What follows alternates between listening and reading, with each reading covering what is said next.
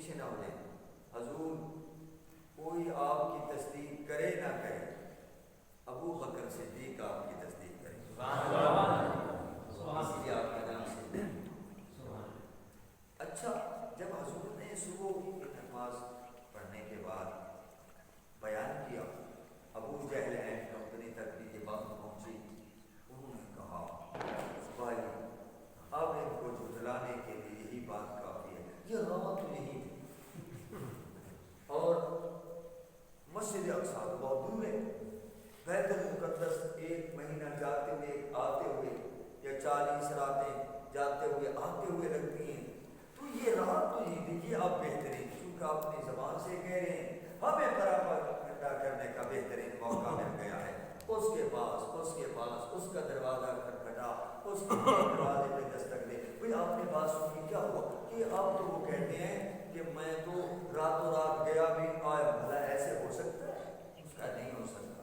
انہوں نے کہا بھئی اب جو ابو بکر صدیق ان کے بچپن کے ساتھی ہیں نا، ابھی حضور کی عمر شریف 20 سال کی تھی، ان کی 18 سال کی، یا حضور صلی اللہ علیہ وسلم کی 18 سال عمر شریف تھی، ان کی 16 سال تھی. تو بچپن ہی سے دوستی ہو گئی. تو انہوں نے بچپن بھی دیکھا حضور کا، اور سبحان اللہ جوانی بھی، اور پھر اعلان نبوت سنا تو فوراً آپ نے اس بات کو بھی تسلیم کر دیا.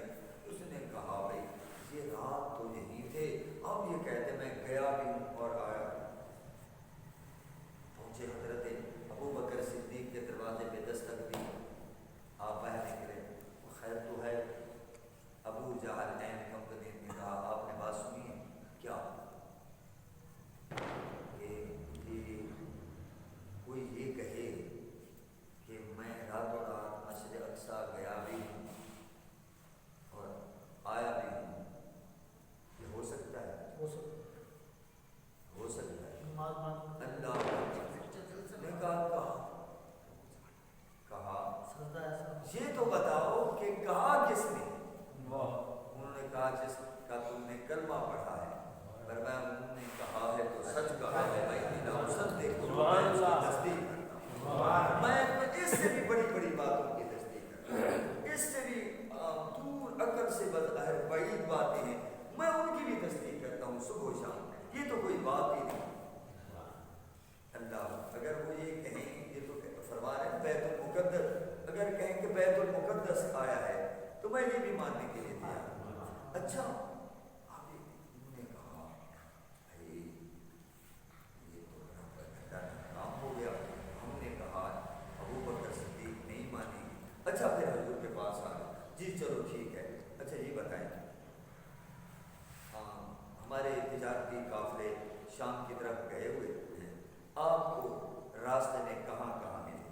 تو آپ نے سبحان اللہ فرمایا فلاں کا فلاں روحا کے مقام پر، فلاں تنعیم کے مقام پر، فلاں، اور پھر آپ نے ان کی نشانیاں بھی بتائیں. اور ایک قافلے کے متعلق آپ نے فرمایا جب سورج نکلے گا نا وہ قافلہ اسی وقت پہنچے گا. انہوں نے کہا یہ بات دیکھیے ہاتھ رکھ دیے جھٹلانے کے لیے. بھلا عین سورج ادھر سورج نکل رہا اور قافلہ بھی اسی وقت پہنچے، یہ کیسے ممکن ہے؟ یہ بھی جھٹلانے کے لیے بات کافی ہے. دیکھو جب عزت مصطفیٰ کا مسئلہ ہو تو رب تعالیٰ آنچ بھی نہیں آنے دیتے. اللہ انہوں نے کہا یہ تھی جی کب کہ سورج جو ہی نکلے گا تو قافلہ پہنچ جائے گا. آپ جناب یہ دوڑے پہاڑی پہ بیٹھ گئے. کچھ کا رخ جو تھا یعنی مشرق کی طرف تھا، کچھ کا رخ جو تھا وہ کعبے کی طرف تھا. ایک طرف سے آواز آئی وہ دیکھو سورج نکل آیا. تو جو تاک لگائے بیٹھے تھے، نظریں لگائے بیٹھے تھے کہ اس طرف سے آئیں گے، تو اس طرف سے بولے لوگ کہنے لگے ہاں وہ دیکھو قافلہ بھی آ گیا. سبحان اللہ. تیرے منہ سے جو نکلی وہ بات ہو کے وما ينطق عن الهوى ان هو الا وحی یوحی. آپ بولے، میں بولوں، پیر بولے، وزیر بولے، صدر بولے، چودھری بولے، خان بولے، مختوم بولے، پیر صاحب بولے، سید صاحب بولے، اپنی خواہش سے بولتے ہیں، مگر مصطفیٰ اس وقت کلام نہیں کھولتے جب تک اللہ نہ چاہے. وما ينطق عن الهوى. اور یہ حصر ہے وما ينطق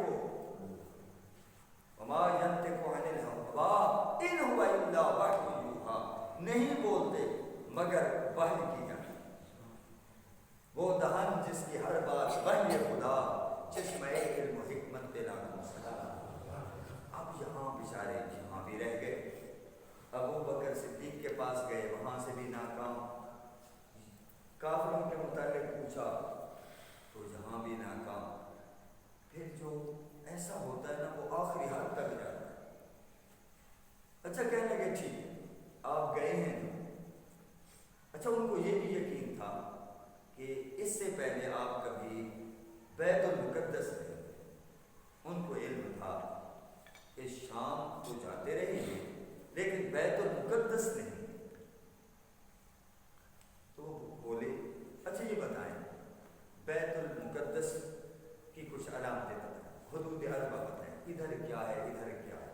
مان سے کہنا مثلا کہ بھائی بیٹھے ہیں، یہ مجھے اپنے گھر لے جائیں، شاہ جی آئے ہو چلو دعا کے لیے، جیسے محبت کرتے ہیں یہاں کے لوگ، شاہ جی چلو پانی پی لیں، شاہ جی دودھ پی لیں، شاہ جی تھوڑا سا ہم نے دل جوئی کے لیے ٹائم ہو تو میں چلا بھی جاتا ہوں ورنہ معاشرت کر دیتا ہوں۔ تو ایمان سے کہنا مجھے یہ لے کے جائیں اور میں آ کر کہوں گی میں فلاں دوست کے گھر گیا۔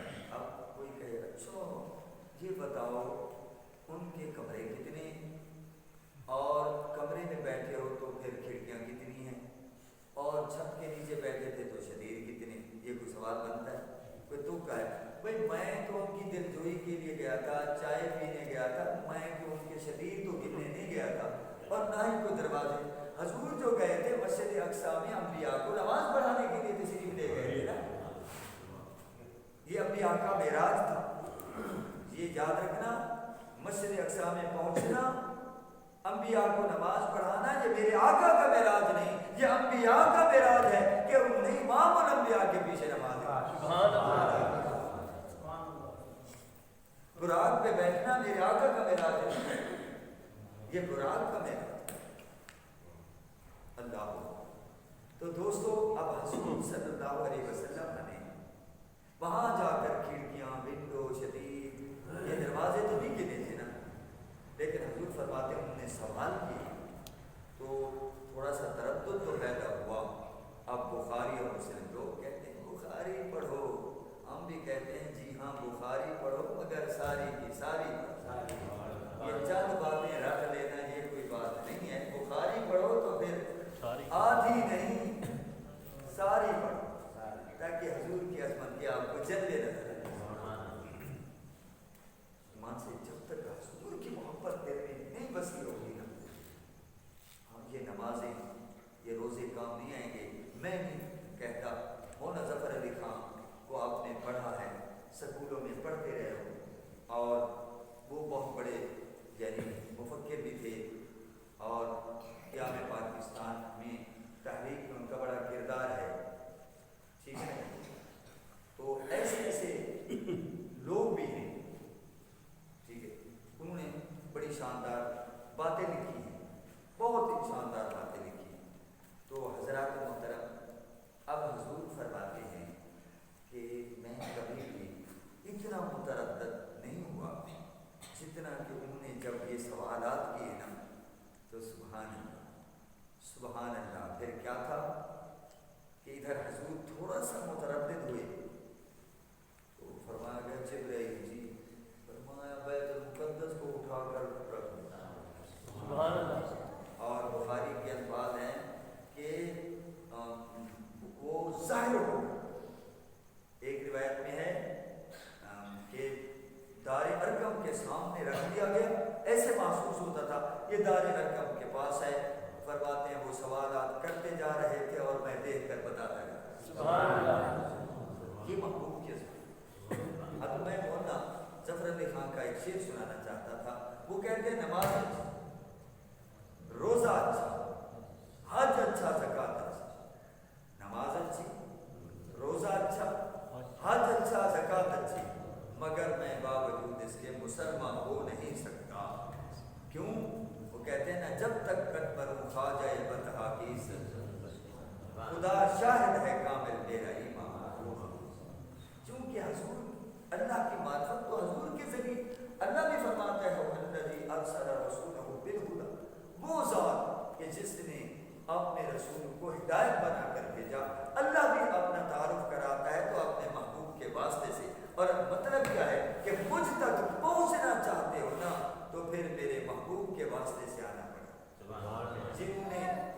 جنہوں نے کہا کہ نہیں ہمیں رسول کی ضرورت نہیں، خدا تک کیسے پہنچ جائیں گے، اللہ کی قسم وہ مارے گئے، تاریخ کہتی ہے وہ ہلاک ہو گئے، وہ تباہ ہو گئے، بس یہ ہم ڈائریکٹلی خدا تک پہنچیں گے۔ وہ رہ گئے جن نے مصطفیٰ کا دامن تھاما، سبحان اللہ، وہ بلندی ہو کر پہنچے، بلندی ہو کر پہنچے۔ اللہ اکبر۔ حضرات محترم، بھر کے معراج کے پہلو بڑے، بہت پہلو، بڑے ہی پہلو ہیں۔ تو حضرات محترم، میں چند باتیں کرنا چاہوں گا، میں نے اختصار کے ساتھ تو ویسے بتا دیا ہے۔ تو آئیے دوستو، کوئی براق پہ سوار ہو اور براق بھی اتنی تیزی کے ساتھ جا رہا ہو، اس سے پوچھا جائے کہ دائیں کیا دیکھا، بائیں کیا دیکھا۔ چلو براق کی مثال ہم عام آدمی کے لیے نہیں دیتے، چلیے اپنا ٹرین میں سفر کر رہا ہے، ملتان سے چلی اور سٹاپ بھی پہلا آیا اسٹیشن خانے بال، ہم نے جو سفر کیا ہے ملتان سے خانے بال تک، بتائیے دائیں کیا دیکھا، بائیں کیا دیکھا؟ تو وہ کہے گا بھائی میں آپ کو کیا بتاؤں، اتنی تیز رفتاری سے ٹرین جا رہی تھی، مجھے تو درخت بس ایسے پیچھے دوڑتے ہوئے دکھائی دیے، مکان پیچھے دوڑتے ہوئے دکھائی دیے، میں نے اس طرف بھی دیکھا مکان دوڑتے ہوئے، درخت دوڑتے ہوئے دکھائی دی۔ ایمان سے کہنا، درخت دوڑتے ہیں، مکان دوڑتے ہیں، نظر کا دھوکہ تھا، وہ نہیں بتا پائیں گے۔ لیکن آئیے دوستو، مصطفیٰ کریم سے اگر آپ پوچھیں حضور آپ نے سفر معراج میں دائیں کیا دیکھا، بائیں کیا دیکھا، کناروں پہ کیا دیکھا، دور دراز کیا دیکھا، تو حضور فرمائیں گے مررت بقبر موسیٰ، فرمائیں گے میں موسیٰ علیہ السلام کی قبر سے گزرا تو میں نے کیا دیکھا، قائما یصلی فی قبرہ، موسیٰ علیہ السلام اپنی قبر انور میں کھڑے ہو کر نماز پڑھ رہے تھے۔ یہ امام مسلم نے صحیح مسلم کے اندر اس کو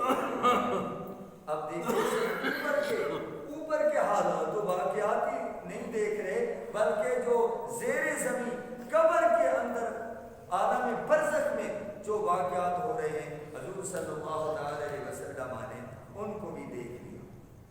حضور چلتے چلتے آپ دیکھتے ہیں کہ کچھ لوگ ہیں ان کے سروں کو پتھروں سے کچلا جا رہا ہے، جو نماز نہیں پڑھتے ہیں، نماز میں سستی کرتے ہیں، وہ یہ حدیث پاک توجہ سے سن، مشہور ہے، علماء بیان کر احادیث بھی پڑھی گی، سنیے۔ حضور صلی اللہ علیہ وسلم نے فرمایا میں نے ایک قوم کو دیکھا کہ فرشتے ان کے سروں کو پتھروں سے کچل رہے ہیں، وہ سر کچلے جاتے ہیں، پھر اپنی اصلی حالت پہ آ جاتے ہیں، پھر وہ پتھر مارتے ہیں، پھر اصلی حالت پہ آ جاتے ہیں۔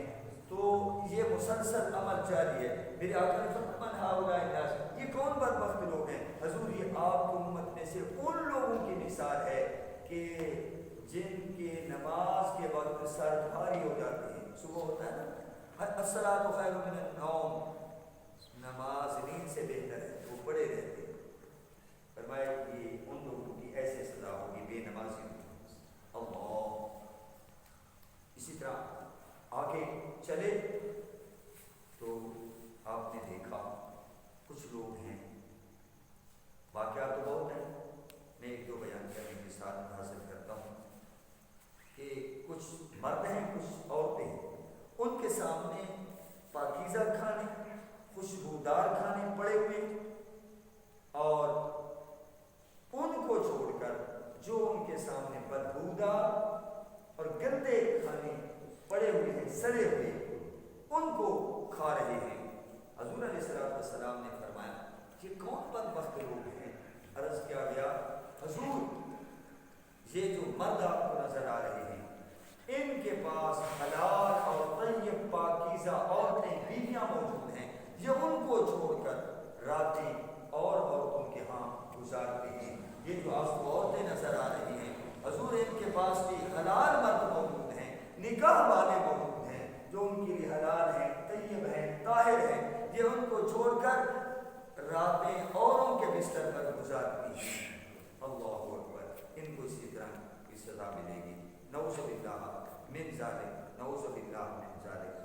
دوستو، حضور صلی اللہ علیہ وسلم باہر کر مسجد اقصیٰ میں پہنچے، وہاں نبیوں کو نماز پڑھائی اور پھر جلسہ معراج النبی ہوا۔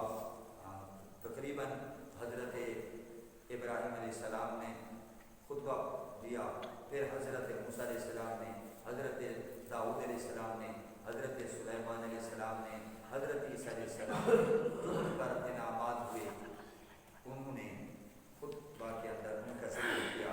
پھر ان کے بعد مصطفیٰ کریم کھڑے ہوئے، شب اسریٰ کے دلہا کھڑے ہوئے، اور آپ نے کہا الحمدللہ الذی ارسلنی رحمۃ للعالمین، تمام تعریفیں اس اللہ کے لیے جس نے مجھے عالمین کے لیے رحمت بنایا۔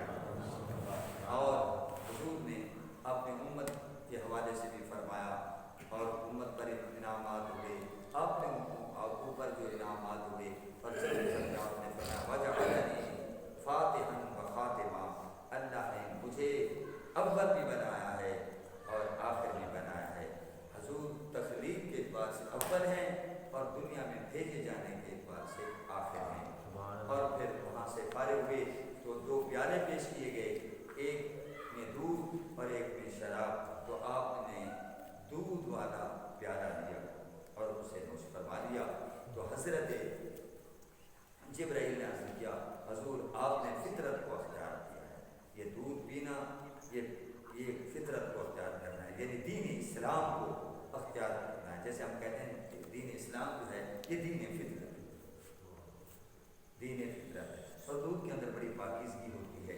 یہ جو اس کو نوش کرے اچھی تربیت ہوتی ہے، اچھی پرورش ہوتی ہے، ہڈیوں کو مضبوط کرتا ہے، اور قلب و ذہن پر اس کے اچھے اثرات مرتب ہوتے ہیں، ذہن بھی قوی ہوتا ہے۔ آدمی تھکا ہوا ہو دودھ پی لے تو الحمدللہ جان آ جاتی ہے، پھر آگے پھر تازہ دم ہو کر کام کرتا ہے۔ تو عرض کیا حضور اگر شراب کا پیالہ اختیار کرتے فغوت امتوں کا، تو آپ کی امت گمراہ ہو جائے، آپ کی امت گمراہ۔ پھر آپ کی باتیں مجھے جبرائیل علیہ السلام پہلے آسمان پر لے کر پہنچے، وہاں دروازہ بند ہے، وہاں دروازہ بند ہے، تو فاستفتح جبرائیل نے دستک دی، تو اندر سے آواز آئی، اس کو باب الحافظہ کہتے ہیں، اس کا جو دربان ہے اس کا نام اسماعیل ہے۔ تو دربان نے کہا من انت، کون؟ جناب جبرائیل علیہ السلام نے عرض کیا جبرائیل، یہاں آنا نہیں کہا بلکہ جبرائیل کہا۔ چاہیے تو یہ تھا کہ جبرائیل علیہ السلام نے اپنا تعارف کرا دیا ہے تو فرشتہ دروازہ کھول دیتا۔ اس نے پھر اگلا سوال کیا ومن معک، اے جبرائیل آپ کے ساتھ کون ہے؟ کہا مایا محمد صلی اللہ علیہ وسلم، میرے ساتھ محمد مصطفیٰ صلی اللہ علیہ وسلم ہے۔ چاہیے تو یہ تھا پھر بھی دروازہ کھول دیا جاتا، لیکن اب بخاری اور مسلم کے اندر یہ الفاظ موجود ہیں وقت بعث الیہ، کیا ان کی طرف پیغام بھیجا گیا؟ وقت ارسل الیہ، کیا انہیں بلایا گیا؟ تو حضرت جبرائیل علیہ السلام نے کہا جی ہاں انہیں بلایا گیا۔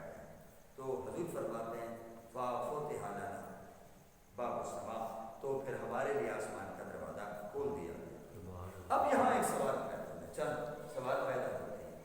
اچھا بھی تم تو کہتے ہو، جیسے امام احمد رضا خان نے بھی قصیدہ معراج میں کہا وہاں فلک پر یہاں زمین پر رچی تھی شادی مچی تھی دھومیں، وہاں فلک پر یہاں زمین پر رچی تھی شادی مچی تھی دھومیں، ادھر سے انوار ہنستے آتے ادھر سے نفحات اٹھ رہے تھے، ادھر سے انوار سبحان استقبال کے لیے آ رہے ہیں، ادھر سے خوشبوؤں کے حلے اٹھ رہے ہیں۔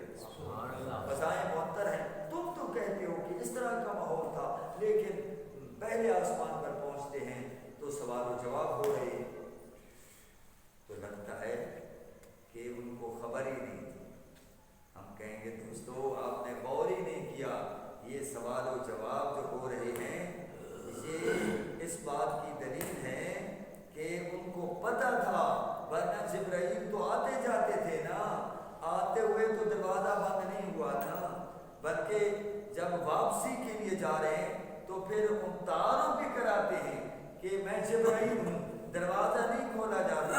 لگتا ہے ان کو یہ ہدایات تھی، اگر آج جبرائیل اکیلے آئے تو دروازہ نہیں کھولنا جب تک کہ مصطفیٰ صاحب مصطفیٰ کریم لے کر آئے تو دروازہ کھولنا۔ اللہ اکبر۔ اور پھر یہ جب حضور کا نام آیا تو کھول دیتے۔ یہ اگلا سوال وقت اور سے لائے لے، کیا ہم نے بلایا گیا ہے؟ تو اس سے بھی پتہ چل رہا ہے کہ جناب ان کو پتہ نہیں تھا۔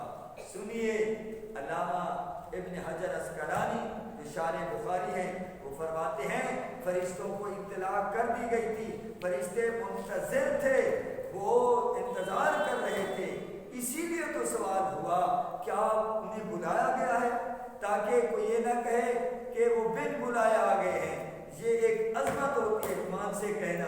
کسی کی دعوت ولیمہ ہو رہی ہو، شادی، ایک تو انوائٹ ہوتے ہیں، ان دعوتی کارڈ دیے جاتے ہیں، ان سے سوال نہیں ہوتا، کوئی ایسے ہی گھوسا ہے جس کو ہاں بھی ان کو کس نے بلایا تھا؟ ہم نے تو نہیں بلایا۔ انسان تو ہو گئی نا، عزت کس میں ہوتی ہے؟ ارے بھائی ان کو نہیں روکنا، آنے دو، یہ تو ہمارے مہمان ہیں بھائی۔ تو یہ شان دکھانے کے لیے ایک ہے خود کا جانا، ایک ہوتا ہے بلایا جانا۔ گئے تھے نا موسیٰ کلیم، جب اللہ سے ہم کلام ہوئے، لطف آیا تو رب عالمین انظر الیک، مولا اپنا دیدار کرا دے۔ اب اگلے مرضی ہے، فرمایا لن ترانی، تم نہیں دیکھ سکتے۔ اور ادھر عالم یہ ہے، پہلے محبوب گھر جا کر کچھ نوافل پڑھتے، آج کی رات کو محبوب حرم سے نکلے ہیں، اپنی چچیزاد بہن حضرت ام ہانی جو بالکل حرم کے ساتھ ہی ان کا گھر تھا، الحمدللہ جہاں ان کا گھر تھا وہاں وہ ستون ام ہانی کے نام سے مشہور ہے، لیکن اہل محبت کو اس کا علم ہوتا ہے۔ میں نے دیکھا کہ ہم گئے اتفاقاً بیٹھے تھے، کچھ لوگ آتے ہیں، وہ جناب ہاتھ لگاتے ہیں، چومتے ہیں، چلے جاتے ہیں محبت سے۔ میں نے کہا یار یہ خاص بات ہے، تو جو جاننے والے تھے نا، میں نے کہا شاہ جی یہی وہ ستون ہے، یہاں حضرت ام ہانی کا گھر تھا، یہیں سے حضور معراج پر تشریف لے گئے۔ یہ باب عبدالعزیز ہے جو وہاں گئے ہوئے ہیں، باب عبدالعزیز دیکھا ہوگا عرب سے نکلتے ہوئے کہ اس کی جناب بالکل دائیں طرف ہو جاتا ہے۔ اب تو خط مزید وسعت ہو گئی، تو محبت والے ایک ایک چیز کا احترام۔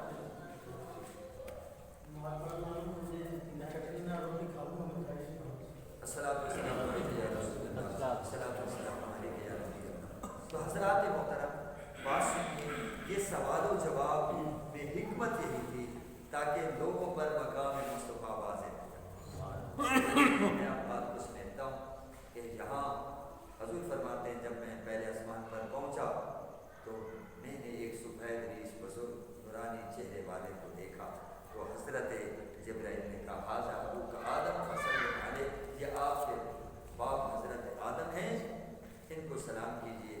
سلم تو علیہ، میں نے ان کو سلام کیا، فردا آپ نے بھی سلام کا جواب دیا، یبن صالح، اے صالح بیٹے، مرحبا مرحبا یبن صالح، سبحان اللہ۔ حضور فرماتے ہیں ودعا لی بخیر، اور آپ نے مرحبا بھی کہا، خوش آمدید بھی کہا، اور میری لیے دعا بھی کی۔ لیکن میں نے آپ کو دیکھا کہ دائیں طرف دیکھتے ہیں تو کچھ ارواح کی جھوم ہجوم تھا، اور بائیں طرف جب دائیں طرف دیکھتے تو سبحان اللہ فضاحکا فتبسما، تو ہنسنے لگتے، مسکرانے لگتے، بائیں طرف دیکھتے تو فبکا، رونے لگتے۔ میں نے کہا یہ کیا ماجرا ہے؟ عرض کیا یہ جب دائیں طرف دیکھتے ہیں تو جو ان کی اولاد جنتی ہے اس کو دیکھتے ہیں تو خوش ہو جاتے ہیں، اور جو جہنمی اولاد ہے، جو زہر فرعون، حامان، شداد، ابی بن خلف وغیرہ، ابو جہل اینڈ کمپنی، اور یہ اوباما، یہ مودی وغیرہ، جب ان کی طرف نظر پڑتی ہے تو زہر پریشان ہوتے ہیں، اور زہر کی اولاد ہوتی ہے۔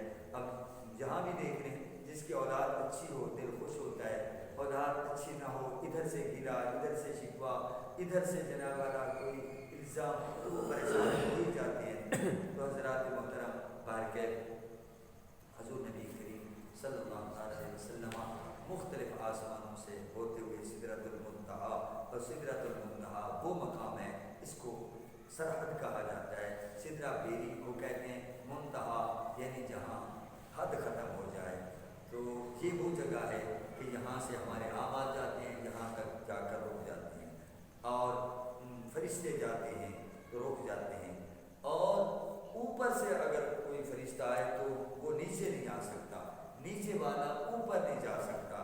لیکن شب معراج اللہ کریم نے یہ ضابطہ اور یہ قانون ایک طرف رکھ دیا، مصطفیٰ کریم جا بھی رہے ہیں آ بھی رہے ہیں، نہ جانے پر پابندی ہے نہ آنے پر پابندی ہے۔ اللہ نے مقام بتا دیا، میرے مصطفیٰ جیسا کوئی نہیں، میرے مصطفیٰ جہاں پہنچے نہ وہاں کوئی فرشتہ پہنچ سکتا ہے نہ وہاں کوئی نبی۔ اب حضور اللہ سے ہم کلام 90,000 کیا، اللہ نے 50 نمازیں، اور سبحان اللہ اسی طرح سورہ بقرہ کی آخری آیات، اور اسی طرح لا حول ولا قوت الا باللہ کے کلمات، یہ اللہ تعالیٰ نے ارشاد فرمائے، اور حضور لے کے آئے۔ درمیان میں جناب موسیٰ کلیم کھڑے ہوئے ہیں، عرض کیا حضور اللہ نے آپ کی امت کے لیے کیا حکم دیا؟ فرمایا امرت 50 صلاۃ، 50 نمازوں کا حکم دیا گیا۔ حضور ارجع الی ربک، اپنے رب کی طرف لوٹیے، اور فسأل التخفیف، اپنے رب سے کمی کا سوال کریں۔ ان امتک لا تستطیع 50 صلاۃ، آپ کی امت 50 نمازیں نہیں پڑھ سکے گی۔ یہ بخاری شریف کے الفاظ ہیں، آپ کی امت نہیں پڑھ سکے۔ اچھا، جب انہوں نے درمیان میں یہ آ کر ہماری سفارش کی، ہم نے دیکھو صدیوں بعد آنا تھا، ٹھٹھے والوں نے، خانپور والوں نے، ہم نے سلوک جو مسجدوں سے کرنا تھا، نماز ان سے کرنا تھا، اللہ کے نبی ماشاء اللہ صدیوں پہلے دیکھ رہے تھے۔ حضور میں آزما چکا ہوں، میری امت پر 2 نمازیں فرض تھیں، وہ نہیں پڑھ سکی آپ کی، میری امت تو بڑی کبھی بھی تھی نا، تو وہ نہیں پڑھ سکی، آپ کی امت کی 50 نمازیں کہ حضور جائے۔ اچھا حضور چلے گئے، جاتے رہے آتے رہے، اللہ نے 50 سے 5 کر دی۔ اب بھی کریم کہہ رہے ہیں حضور یہ بھی زیادہ ہے۔ اب حضور کیا کہتے ہیں؟ حضور کیا فرماتے ہیں؟ کہتے ہیں کہ اے تو ربی، اے موسیٰ میں چلا جاؤں پھر بھی کمی ہو جائے، لیکن اب مجھے شرم آتی ہے۔ تو شارحین حدیث فرماتے ہیں اس کا مطلب کیا ہے کہ اب مجھے اپنے رب سے شرم آتی ہے۔ کیوں حضور شرما رہے ہیں؟ دراصل علماء نے نقطہ یہ بیان کیا ہے کہ میں چلا جاؤں گا، جس رب نے پہلے بھی کرم فرمایا تو وہ کمی کر دے گا، لیکن مجھے شرم آ رہی ہے، وہ کہتے محبوب میں نے 50 سے 5 کر دی ہیں، اور آپ کی امت اتنی گئی گزری ہے، وہ 5 ہی نہیں پڑھ سکتے، 5 بھی۔ اچھا دیکھو موسیٰ کلیم کا بھی عقیدہ ہے، یہ وہ محبوب ہیں، اگر آپ نے رب کے پاس چلے جائیں نا اور کمی کا سوال کر دیں، رب اپنے فرائض میں کمی کر دے گا، لیکن محبوب کی نہیں ڈالے گا۔ اچھا پھر موسیٰ کلیم کو کیوں کھڑا کیا گیا؟ کسی اور پیغمبر کو کھڑا کیوں نہیں کیا گیا؟ دراصل یہ وہ کلیم تھے جو طور پہ سوال کیا، رب پیارے نے جواب میں ڈالا۔